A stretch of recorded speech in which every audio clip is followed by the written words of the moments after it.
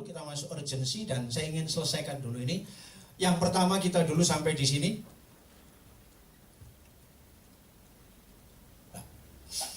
Untuk menjadi tahun sebagai kemenangan tahun 2020, lakukan bagian kita sudah kita bahas. Ya, kita belajar waktu itu tentang anak panah kemenangan dan kita tidak bisa sembarang memanah. Tapi tiap langkah harus konsultasi dengan kerajaan surga dan berjalan dalam ketaatan. Dan itu sudah selesai. Kita masuk bagian ketiga sekarang. Saya ingin sampaikan tetap percaya, saudaraku. Ini percaya. Masuk ke 2020 ya, kita mesti tetap percaya. Meskipun nanti ada banyak hal yang kita tidak paham. Tapi kita mesti tetap percaya. Katakan amin.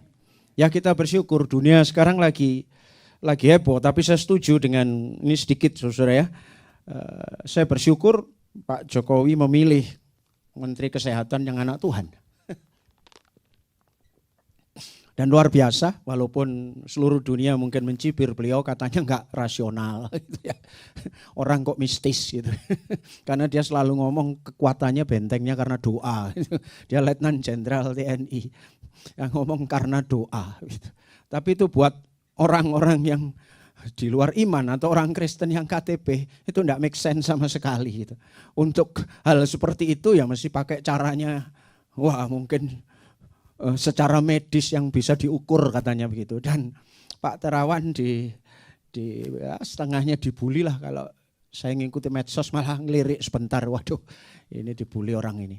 Katanya tidak terukur dan mulai banyak suara mengatakan harus diganti Menteri Kesehatan ini. Tapi saya pikir-pikir ya itulah resiko jadi anak Tuhan ngomong kebenaran ya.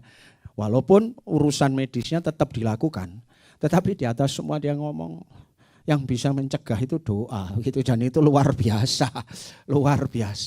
Dan beliau juga cerdik seperti ular. Pernyataan yang kedua beliau ngomong semua agama harus berdoa. Pada awalnya itu untuk kalangan kita saja berdoa, tapi dibully, kemudian dia ngomong. Tapi begini loh saudara, sesuatu yang dianggap mistis, yang tidak ada korelasinya dengan tindakan preventif dan kuratif secara kesehatan. Oh, apa masuk teko disemprot desinfektan. Tapi buktinya saudara yang datang dari Wuhan waras kabeh saudara. Kita beri kemuliaan untuk Tuhan. Mesti kita tetap percaya loh. Kita dicibir tapi waras saudara. Dan kalau saya lihat hari ini kita sudah 4 itu, tapi sekali lagi orang yang teguh dengan iman. Tuhan tunjukkan dunia itu ngomong semua kebetulan. Tapi saya melihat luar biasa. Hari ini 3 negara, saya ambil waktu 2 menit untuk ngomong ini korelasinya betapa iman itu di akhir zaman masih tetap kita pegang. Di atas segala-galanya tetap percaya kepada Tuhan, katakan amin. Walaupun ilmu pengetahuan makin maju, ada 3 negara sekarang yang di-ban untuk masuk Indonesia. Italia, di-ban. Kemudian Iran juga tidak boleh masuk. Dan yang 3 Korea Selatan tidak bisa masuk. Kasusnya beda-beda. Kenapa? Di Korea dan Iran itu hampir sama. Ada super spreader. Jadi orang yang tidak merasa dirinya carrier kemudian nyebar. Dan lucunya yang di Korea gara-gara jemaat gereja. Tidak sadar kemudian nulari wong sak gereja. Yang di Iran itu di kota Qom namanya. Itu juga karena tempat ibadah. Tidak sadar karena perdagangannya kan dia di-ban perdagangan dengan Amerika. Jadi banyak dagangnya dengan China. Perbatasannya luas itu Pakistan dan Afghanistan. Masuk lewat sana. Di Qom terjadi super spreader. Sehingga dia jadi Wuhannya Timur Tengah itu ya Iran sekarang. Luar biasa banyaknya. Dan tidak terdetek. Italia terlambat. Karena orang yang suspek kemudian sulit ditangani, tidak terlacak. Perhatikan Indonesia. Bermula ada 2 orang guru tari, ibu dan anak. Saya melihat campur tangan Tuhan itu ajaib karena doa orang percaya. Ibu guru tari ini tiba-tiba ditelepon teman yang dari Jepang. Sorry lo ya, aku terdetek di Malaysia, dia ngomong. Aku ini suspek. Siapa yang menggerakkan orang Jepang ini untuk telepon? Dia. Kalau bukan Tuhan, katakan amin. Dan dia inisiatif, begitu dia dengar telepon, tidak ngumpet, langsung datang ke rumah sakit. Nah, nih, sehingga tertangani dengan tepat. Inisiatifnya ada, enggak diem-diem doang. Kok gua enggak enak ya, datang ke Depok, Mitra Keluarga. Mitra keluarga juga pinternya setengah mati. Saudara. Rumah sakit ini langsung kontak Sulianti Saroso yang khusus endemi untuk virus dan penyakit menular. Jadi semuanya itu pas begitu. Bayangkan mitra keluarga, rujukan pertama ini kalau enggak ini flu biasa, bablas saudara. Tapi bayangkan juga ketika guru tari ini nahan sedikit saja, enggak ada, tetap dansa sana sini. Dan dia enggak ngomong bahwa dirinya suspek. Tuhan itu ajaib campur tangan buat Indonesia. Begitu sampai di Sulianti, yes positif di karantina. Kemarin beritanya sudah mau sehat kembali. Dan saya yakin beberapa hari ke depan dia akan sehat. Dan Indonesia masih zero kematian. Siapa yang bisa melindungi kalau bukan Tuhan pencipta langit dan bumi? Kita dibilang negara ketinggalan lah, pakai apa lu? Makananmu mungkin jorok-jorok, kita guyon-guyon ya. Tapi saya percaya Indonesia dilindungi oleh Tuhan. Kita beri kemuliaan untuk Tuhan. Kenapa? Karena pemimpinnya takut Tuhan. Karena Pak Terawan ini takut Tuhan. Orang yang takut Tuhan dilindungi. Tadi Pak Arifin 2 minggu ini loh. Ini suara profetik loh. Lakukan loh saudara. By voice. Mazmur 91. Allah adalah gunung batuku, tempat perlindunganku. Aku tidak takut dengan jerat penangkap burung. Aku tidak takut panah yang terbang di waktu siang. Juga penyakit sampar di waktu malam. Penyakit menular di waktu petang. Karena Tuhan akan melindungi aku bla bla bla. 1000 orang boleh rebah sisi kanan kiriku. Tapi aku tetap berdiri saja dengan keluargaku. Ubahan ayat 3 sampai ayat 14 itu katanya engkau jadi aku dan keluargaku. Dan katakan setiap hari selama Roh Kudus suruh saudara. Maka saya tidak katakan mudah-mudahan, pasti Tuhan lindungi kita. Kita beri kemuliaan untuk Tuhan. Selesai dan jangan panik. Bagian terakhir yang saudara. Saya ingin bicara tentang tetap percaya. Kalau pada bagian pertama, saya membawa saudara kepada perjanjian lama tentang bagaimana Hizkia waktu itu, bagaimana Ahaz waktu itu. Tapi sekarang saya ingin bawa ke perjanjian baru, kita belajar tentang percaya. Hari ini saat yang tepat buat saudara yang punya pergumulan menaun. Perhatikan ini. Siapa yang punya pergumulan menaun? Saya punya. Saudara nggak perlu angkat tangan, tapi batinon sendiri. Pergumulan menaun yang sampai hari ini belum terjawab. Yang hampir-hampir saudara kehilangan kekuatan. Entah family, entah keuangan, entah penyakit, entah apa. Yang sampai hari ini belum terjawab. Saya punya urusan marketplace. Saya punya urusan gereja ini sudah 4-5 tahun. Belum terrealisasi. Hari ini pergumulan mau apa? Coba ya saudara, ketika kairos Tuhan tiba waktunya. Saat itu juga Tuhan turun tangan dan kesembuhan terjadi. Ada satu peristiwa begini. Do you want to be healed? Ini pertanyaan Yesus kepada orang sakit yang ada di kolam Bethesda. Di Yerusalem itu ada kolam. Bethesda itu artinya adalah rumah belas kasihan Allah. Jadi kalau ada rumah sakit Bethesda, rumah sakit itu rumah belas kasihan itu Bethesda. Dan di kolam Bethesda itu banyak orang rupa-rupa sakit. Yohanes 5 ayat 1 sampai 9. Sesudah itu ada hari raya orang Yahudi. Dan Yesus berangkat ke Yerusalem. Di Yerusalem dekat pintu gerbang domba ada sebuah kolam yang dalam bahasa Ibrani disebut Bethesda, rumah belas kasihan Allah. Ada 5 serambinya. Dan di serambi-serambi itu, berbaring sejumlah besar orang sakit, orang-orang buta, dan orang-orang lumpuh menantikan goncangan air kolam itu. Sebab sewaktu-waktu turun malaikat Tuhan ke kolam itu dan menggoncangkan air itu, barang siapa yang terdahulu masuk ke dalamnya, sesudah goncangan air itu menjadi sembuh, apapun juga penyakitnya. Di situ ada seorang yang sudah 38 tahun lamanya sakit. Saya ulang, di situ ada seorang yang sudah 38 tahun lamanya sakit. Sangat lama, 38 tahun.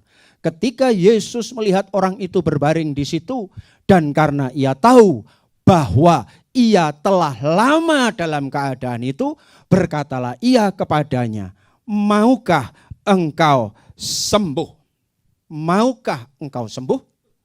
Jawab orang sakit itu kepada Yesus, Tuhan, Tidak ada orang yang menurunkan aku ke dalam kolam itu apabila airnya mulai goncang.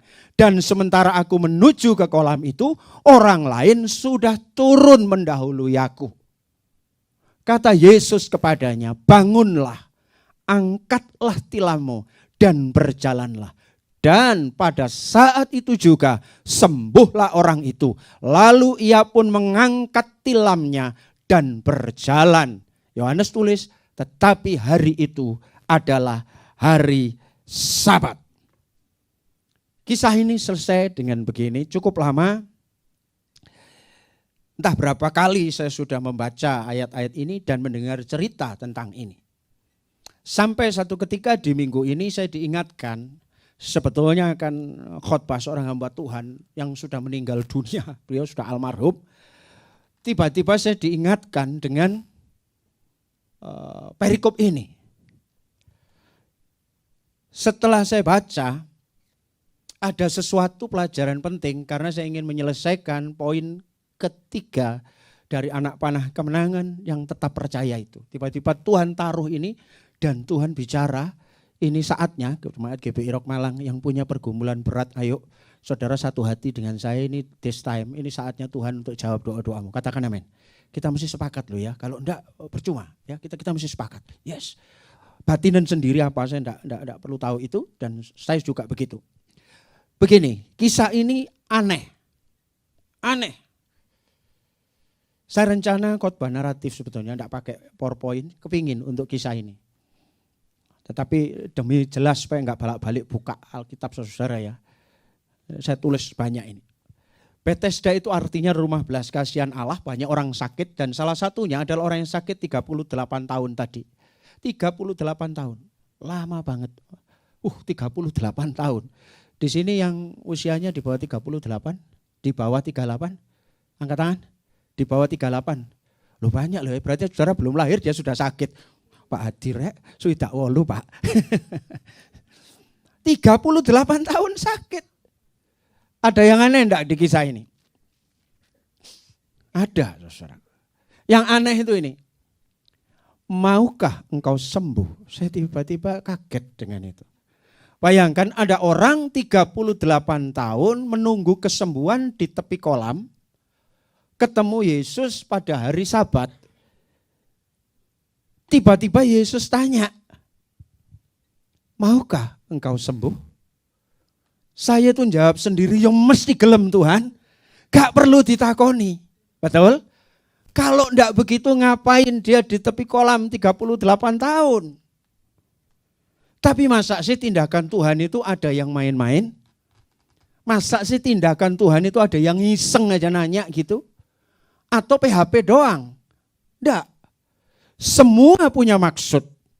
Tuhan tiba-tiba nanya, jadi gini, ibarat orang lapar. Puasa atau kelaparan 2 hari tidak makan, tiba-tiba ada makanan gelemangan gitu. Sing nakoni kebacut cacane.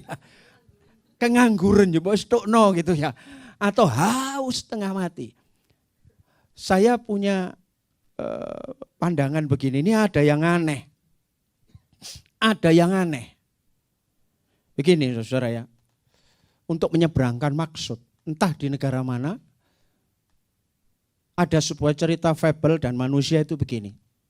Ada seekor anjing yang sudah sangat lapar, tidak diberi makan beberapa hari, dia dicancang di sebuah tiang.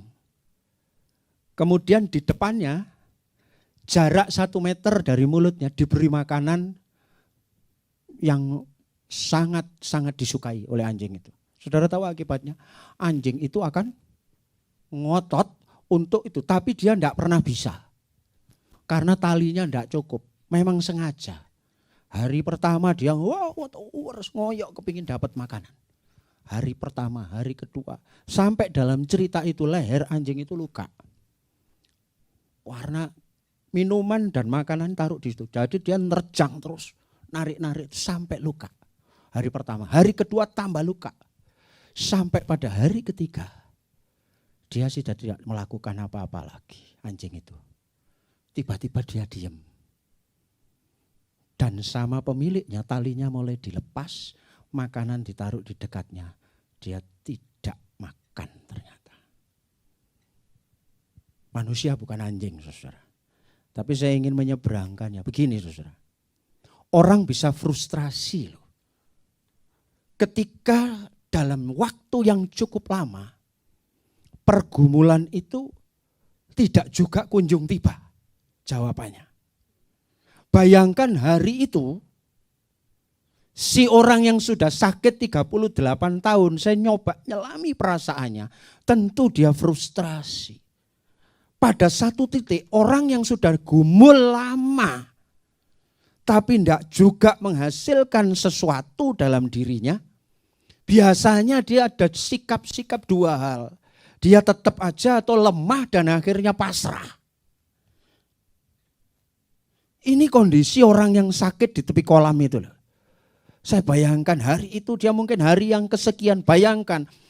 Mungkin setiap saat dia melihat orang lain banyak yang disembuhkan selama 38 tahun penyakit apapun juga.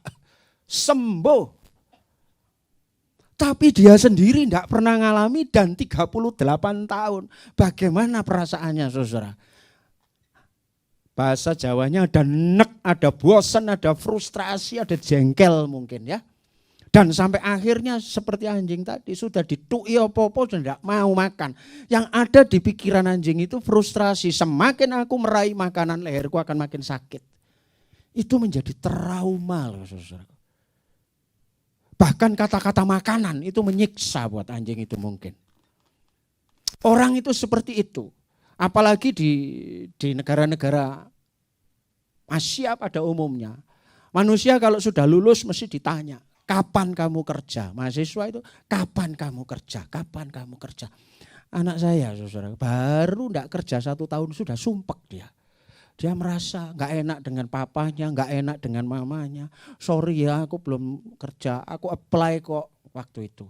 Sorry ya. Coba waktu untung enggak 1 tahun kurang lebih akhirnya dia dapat kerjaan. Saya tahu kalau dia lebih lama lagi pasti frustrasi. Orang enggak tanya pun jadi tekanan kan begitu. Kalau sudah kerja terus biasanya ditanya, betul kapan kamu kawin? Ketemu keluarga besar malah jadi tekanan. Kalau sudah kawin saudaraku, kapan punya anak? Saya punya saudara, sampai kata-kata kapan punya anak itu begitu menakutkan dia. Apalagi kami orang dari latar belakang Mandarin ya. Berharap engkongnya ini bisa segera dapat cucu. Dan kakak saya saudara tahu, waduh kakak ipar saya ini lari kemana-mana saudara. Yang ditiup rahim, yang disebul, yang mungkin diapa, gak ngerti aku secara kedokteran. Yang gini tiap ketemu perempuan, rundingan. Dan ini tekanan tersendiri, saya tidak pernah jadi wanita ya saudaraku. Tapi katanya seperti itu, betul ya. Jadi benar-benar kalau kumpul keluarga, semua lagi bawa anaknya begitu, dia rasanya ada di tepi sendiri. Keadaan sudah menghakimi dia. Saudara tak ajak masuk ke situasi itu. Apa yang dirasakan? Apalagi orang mulai nyendir begitu. Sekarang saya pun punya teman. Saudara. Menikah cukup lama. Dan adik-adiknya yang lain wis kemeriyek anaknya. Dia situk durung. Sampai bayi tabung, sampai ini, sampai itu. Pada titik tertentu. Ketika dia mendengar wis duwe anak. Itu menjadi ancaman yang serius. Kalimat itu kalau boleh tidak perlu didengar begitu. Orang itu tertekan. Saudara. Paham ya ini ya situasi ini. Itu yang terjadi. Terus situasi itu. Orang jadi skeptis dan pada titik tertentu bisa surrender. Bisa desperate ya sudahlah.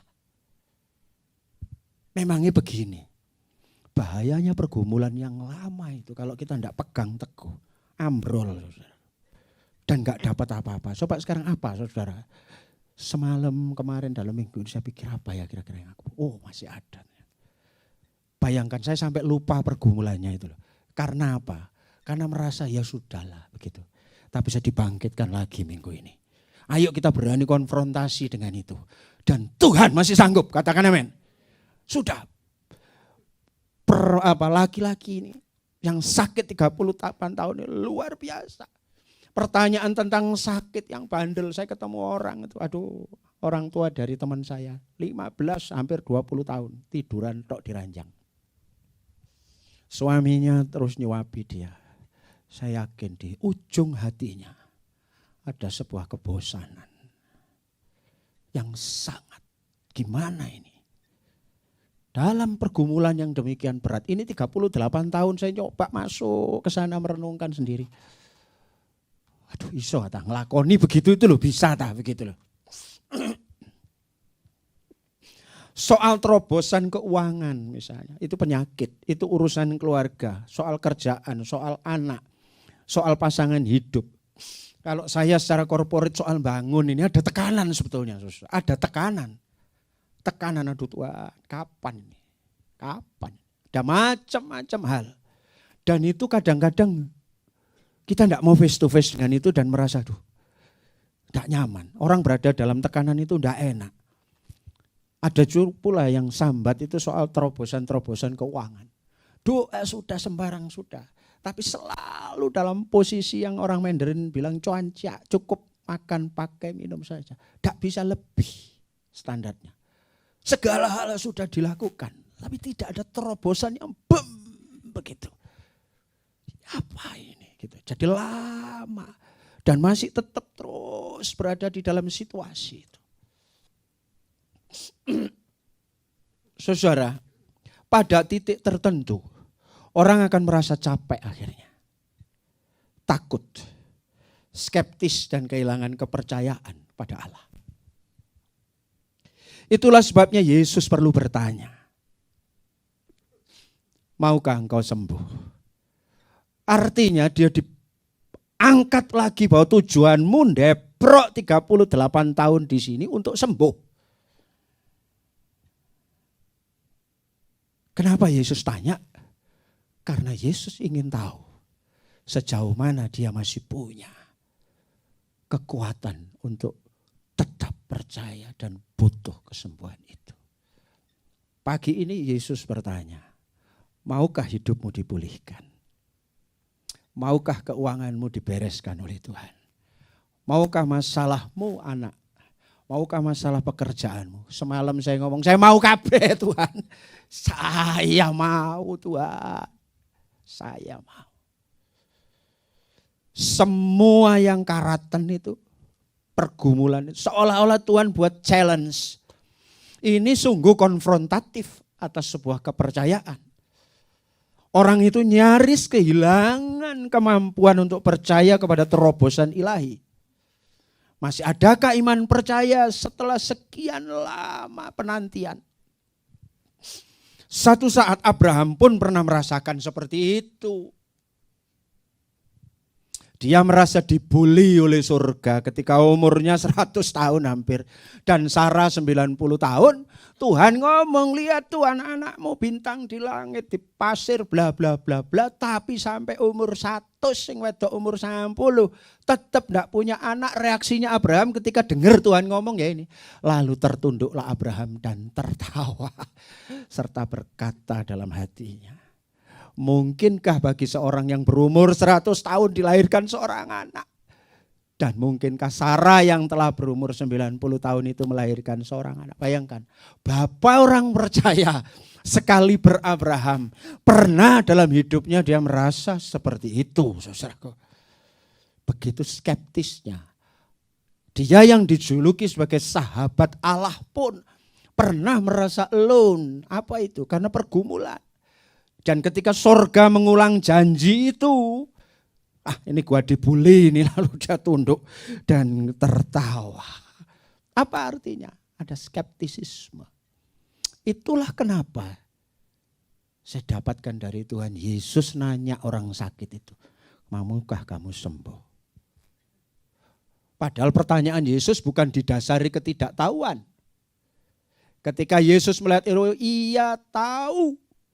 Karena ia tahu bahwa ia telah lama dalam keadaan itu. Mestinya gak perlu ditakoni kan? Tapi tetap ditanya. Karena Yesus sedang berhadapan dengan orang yang diambang. Di ujung frustrasi. Karena pergumulan yang terlalu lama. Hati-hati saudara. Situasi ini saya perlu gugah untuk konfrontir saudara. Please wake up. Mendiamkan sesuatu dan tidak berani face to face dengan pergumulan itu bukan sikap yang baik. Tapi hari ini Tuhan mau.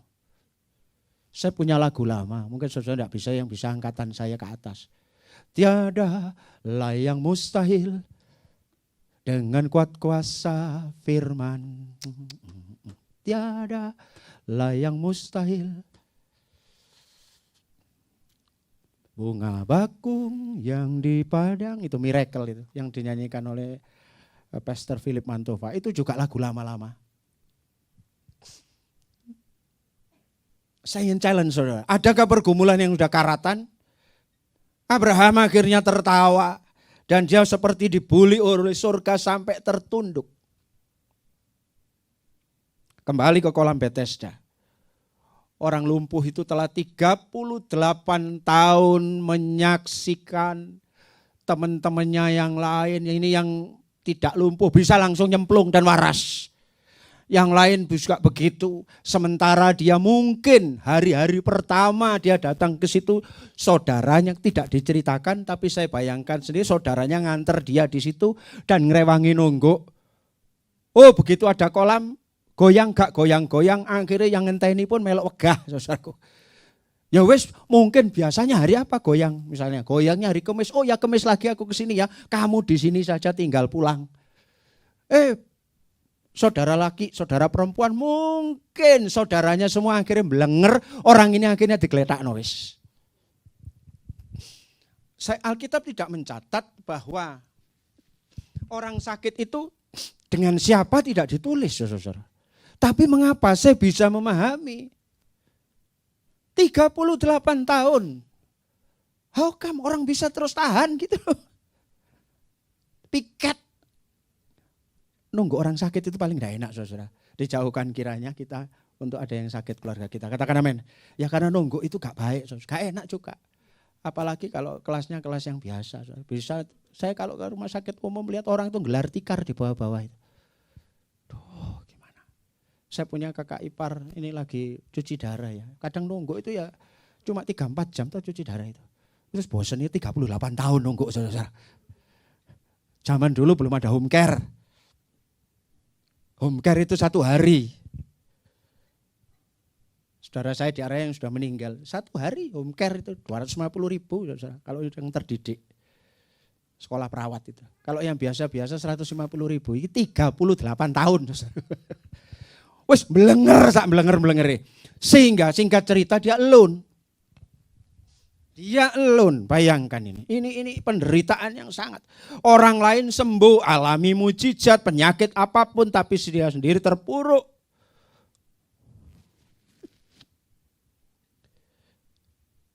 Tapi tidak ada yang datang juga saudara-saudaranya. Dan dia ngeluh kan. Siapa tahan? Dan sementara bosan nunggu keajaiban. Apalagi juga setengahnya ada protokol dari Tuhan. Bahwa orang itu akan menuai kalau dia tidak menjadi lemah. Galatia tulis, karena apabila sudah datang waktunya, kita akan menuai hasilnya dari kesetiaan itu. Tapi garis bawah ini, jika tidak menjadi lemah. Wow. Jadi saya melihat orang ini sudah di mata Yesus, imannya itu sudah tinggal titik nyaris tidak ada. Yang membuktikan bahwa dia masih punya iman itu dia masih tinggal di situ. Itu gak ngomong ke saudaranya, wes jarno wes aku gak waras ya wes gon mulai. Nah kalau gitu dia sudah 0. Dia ini punya iman kecil.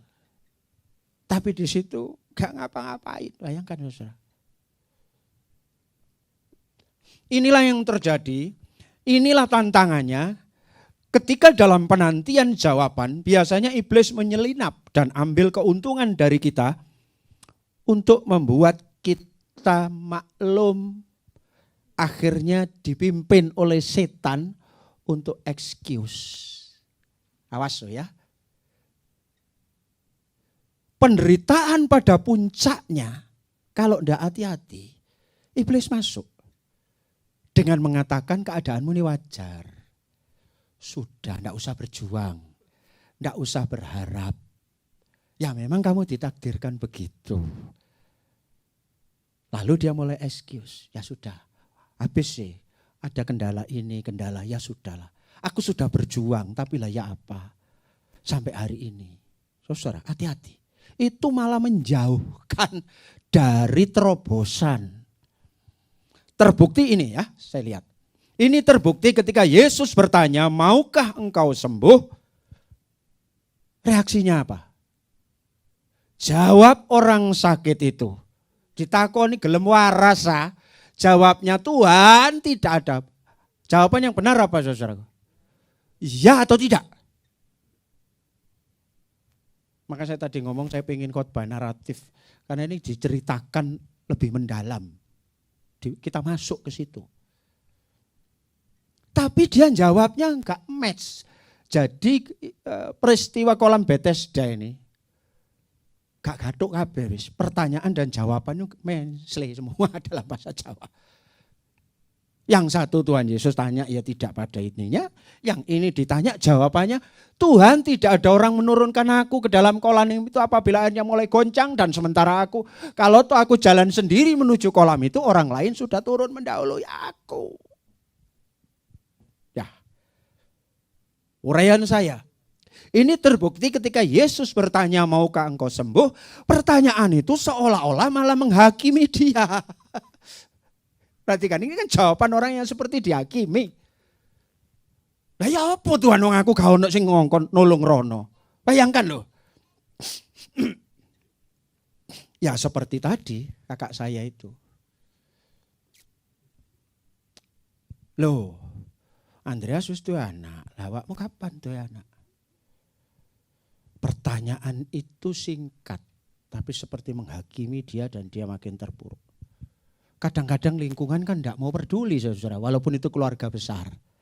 Tidak bisa jaga ini loh, kadang-kadang bahasa Arabnya itu tocoy. Kakek ngomong, ada teman saya saudara, namanya, ya tak saya sebutkan lah, namanya titik-titik ya, itu ditambahi sama anak di kantor. Misalnya yang tidak ada ya di sini Yudas misalnya ya, Yudas kacang. Saya tuh bingung masuk ke kantor itu dari dulu orang ini kok disebut Yudas kacang sih. Saya tuh tanya ke yang lebih senior, apa odeke kok mburine apa dodol kacang? Enggak, kakek cangkem cari.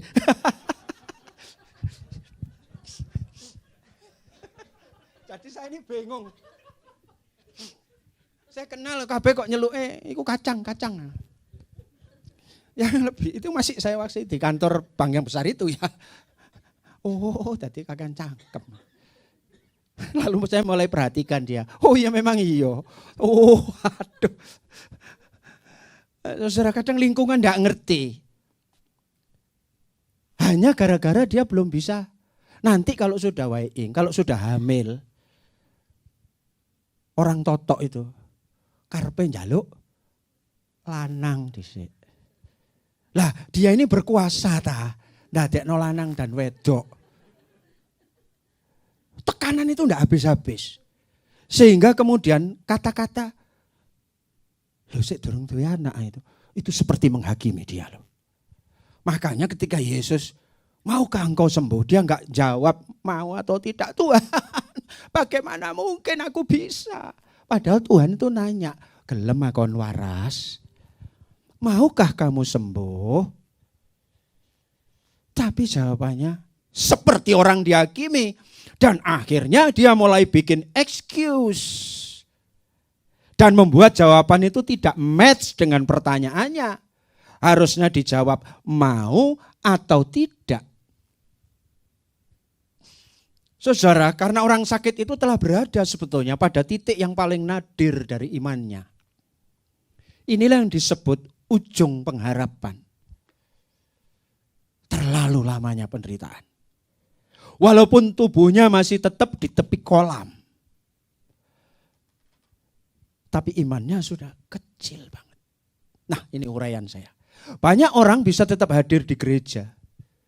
Tapi sudah nyaris kehilangan kepercayaan kepada Allah yang sanggup membuat terobosan dalam hidupnya. Ini bahaya. Ini danger. Ini bahaya. Pelayanan masih jalan.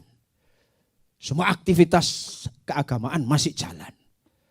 Tapi sebenarnya kalau ditilik lebih jauh, semua itu hanya sudahlah. Ya segitu aja. Kehilangan kepercayaan kepada Allah yang mampu membuat terobosan. Mungkin pagi ini ada di antara kita yang hadir dalam posisi yang sudah di titik nadir dengan pergumulan yang panjang. Dan belum ada terangnya, mungkin soal keluarga. Sudah tahunan berdoa buat suami, tidak berubah-berubah. Akhirnya orang itu bisa, ya wis sak karepmu lah. Kamu mau nurut aku, ya kena gak, ya kena. Sudah. Enough. Lalu tidak ada pengharapan lagi bahwa suaminya akan bisa berubah. Bisa juga lah yang frustrasi itu yang lagi. Duh dikandani gak kena-kena. Nek diomongi titik ngejak geger. Ya wis kata omong. Timbangane geger. Aman masuk gua. Orang itu biasanya kalau miskin terobosan dan iman, begitu ada konflik sedikit masuk gua wis. Masuk gua itu yang di dirinya nyaman, wis gak ngomong, itu sama dengan masuk gua. Aku di situ saja sudah. Lalu biarin itu sudah. Makanya di Indonesia ini, saya juga tidak setuju dengan siapa Anda jalan, ini mantan pacar saya.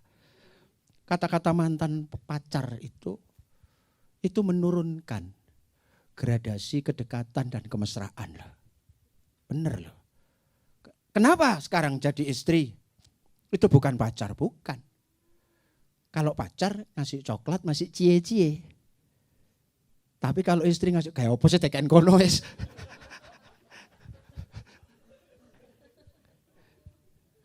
Ada teman saya nyabrang di Araya gitu.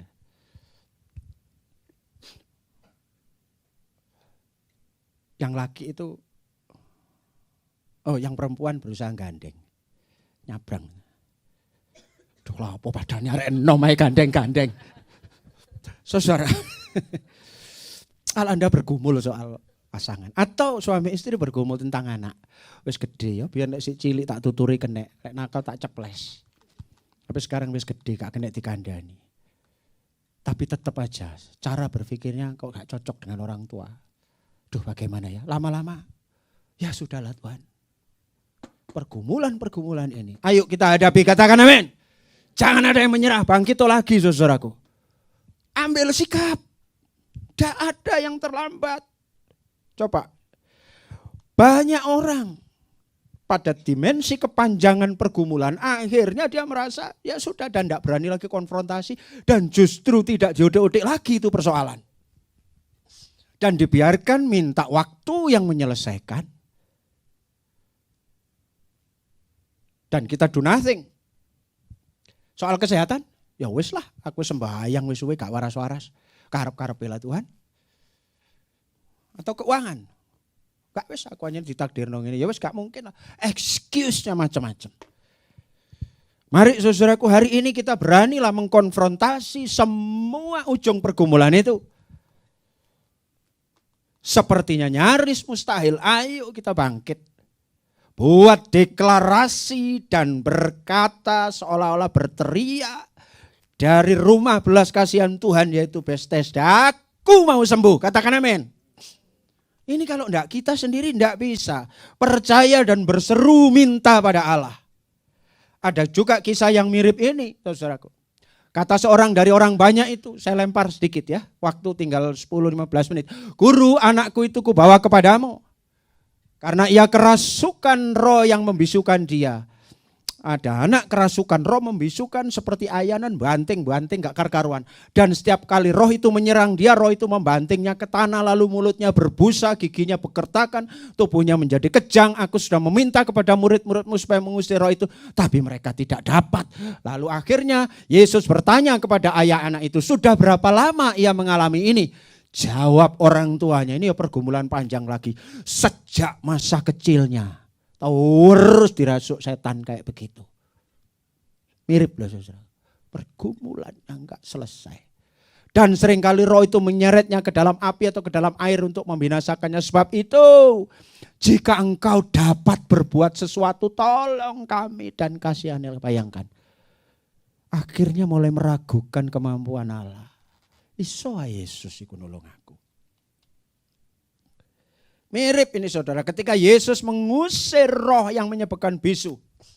Bahkan ayah anak itu juga berada pada posisi yang nadir imannya karena lamanya pergumulan, karena sejak kecil. Sampai saat ketemu Yesus. Begitu dia dikonfrontir, dia mulai ngomong begini. Jawab Yesus, katamu, jika engkau dapat ngeremeno aku, kata Yesus. Bangkit aku gak iso. Tidak ada yang mustahil bagi orang percaya, kata Yesus. Katakan amin. Segera ayah anak itu berteriak, aku percaya. Tapi tolonglah aku yang tidak percaya ini. Bayangkan saudaraku. Ini kembali kita berhadapan dengan iman yang tinggal tipis. Dia masih percaya. Tapi ya tolong aku kurang percaya sebetulnya. Ini loh saudara yang ingin saya soroti, karena ini menyelinap masuk. Saya sebagai penatua saudara yang melayani, saudara tidak bisa lihat ini, karena ini tidak kasat mata problem ini. Tapi jauh di lubuk hati dan roh setiap jiwa. Dan itu menghambat terobosan kalau sudah tidak berani face to face. Situasi yang sama ini mirip terjadi. Dan membuat orang baik yang lumpuh di Bethesda maupun ayah anak itu tidak bisa percaya bahwa ada intervensi ilahi. Maka tidak mengherankan yang perlu dibereskan terlebih dahulu adalah, makanya poin ketiga, iman percaya kita kepada Yesus. Pagi ini sebelum nanti kita akhiri dan kita berdoa, dan saya nanti minta lagu yang tadi saya request, waktu Tuhan pasti yang terbaik. Saudara mesti terpegang kepercayaan itu. Pegang saudara ya. Saat ini juga Tuhan ingin bereskan loh. Kalau mulai ada saudara yang di titik nadir. Dan mulai hampir hopeless. Entah itu orang tua saudara. Aduh gak berubah-berubah. Kalau engkau anak dan ingin sesuatu. Tapi saudara sudah lama aduh wis gak bisa kayak hari ini kesempatan emas saudara. Yesus sedang datang ke rumah belas kasihan Allah ini. Dan masing-masing bertanya ke kita, maukah engkau dipulihkan? Dan segera jangan excuse nanti ngomong, Tuhan aku perlu. Walaupun saat ini Tuhan mungkin imanku kecil, tapi kayak itu. Aku perlu. Karena apa? Saudara, ini saya akhiri ya.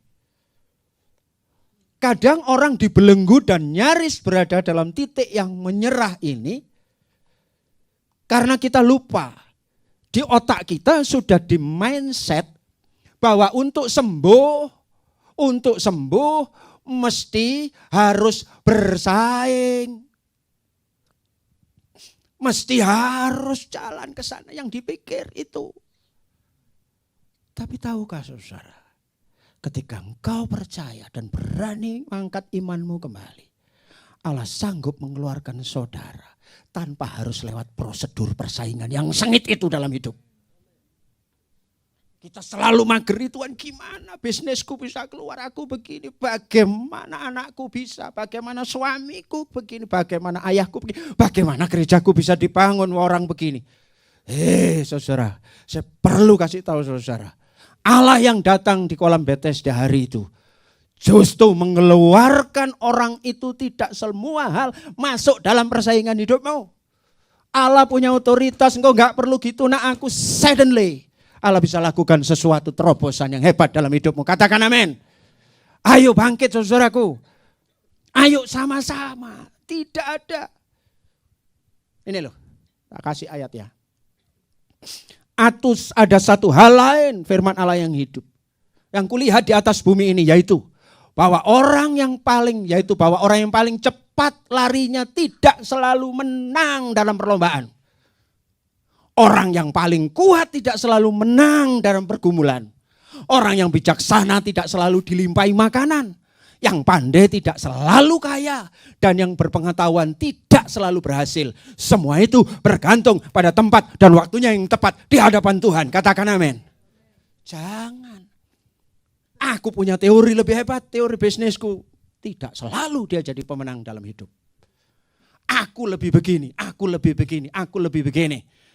Kalau hanya itu saja, maka hanya orang-orang yang IP-nya 4, yang lulus kuliahnya 3 tahun, yang orang tuh bisa sekolah di Amerika, yang bisa pengetahuan begini, yang punya modal besar yang berhasil dalam hidupnya. Tidak, semua orang punya kesempatan yang sama, asal kita percaya kepada Tuhan. Soleman katakan walaupun dia bergelimang harta, tidak semua tambahkan di situ. Pemenang perlombaan tidak selalu yang terkuat saja, tapi Tuhan tepat waktunya. Runtuhkan semua teori-teori itu dan katakan di atas teori itu, Tuhan sanggup mengubah segala-galanya.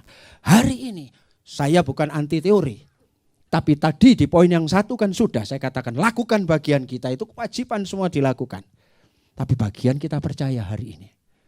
Angkat dari puing-puingmu dan katakan, Tuhan, aku memang kurang percaya.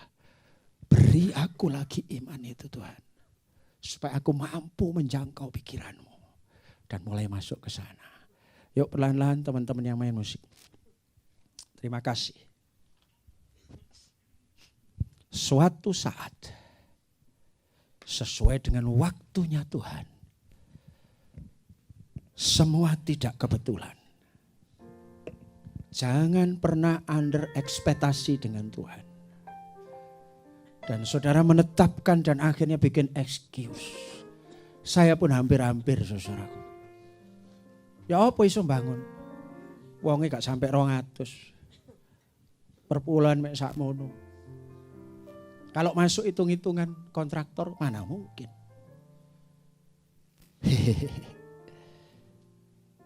Kalau ingat pengkhotbah 9:11. Yang bisa bangun bukan hanya yang punya jemaat gede loh. Yang bisa bangun bukan hanya yang punya uang banyak. Semua punya kesempatan yang sama. Waktu dan kesempatan Tuhan.